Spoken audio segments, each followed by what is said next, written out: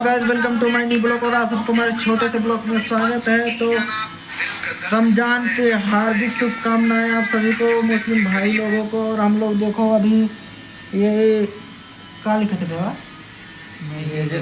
Major हिसाब कर रहा है और वो उधर तैयब खान वो भाई चला रहा है। भाई इसके चैनल की गान मार लो। तो आप सब लोग इन लोगों के बात पे भरोसा मत करिए, ये लोग छिनार लोग हैं।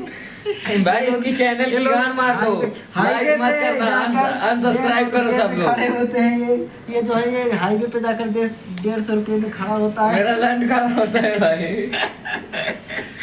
इसके बाद पे भरोसा मत करना, ये एक नंबर का लतखोर है।